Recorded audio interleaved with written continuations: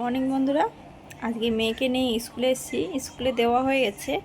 এবার কিছু টুকিটাকি জিনিসপত্র কেনাকাটা করেছি, ভাবলাম আপনাদের সাথে একটু শেয়ার করি।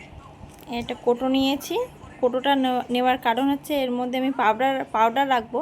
পাউডারে কেস পাওয়া যায়, কিন্তু সেটা আমি নেইনি, কারণ ওটার মধ্যে পাউডার রাখলে না পড়ে গেলে তখন পাউডারটা পড়ে যায়, নিয়ে ক্যারিও করা যায় না কোনো জায়গায়। ওই জন্য এই কোটোটা নিয়েছি। এটা বেশ ভালোই। কোটোটার সিস্টেম দেখুন।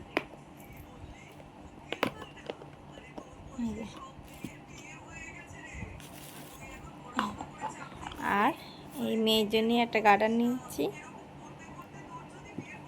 আর একটা জিনিস মেয়ের জন্য এই একটা গার্ডার নিয়েছি। কালারিং একটা টিপ আর নিয়েছি দুটো ঠোঁট আঁকানো, যে ঠোঁট আঁকাতে হয় এগুলো, যে পেন্সিল, সেই পেন্সিল। একটা ঘিয়ে কালার, বিস্কিট কালারের মতো নিয়েছি। আর এটা একটু পোড়া খয়েরি কালার। দুটো বেশ ভালো, সুন্দরী। দুটো কালার হচ্ছেই। আর কিনেছি, আমি যে লিপস্টিকটা পরাচ্ছি এই কালারের একটা লিপস্টিক নিয়েছি। আপনারা হয়তো ভাবছেন যে মশারির মধ্যে কেন।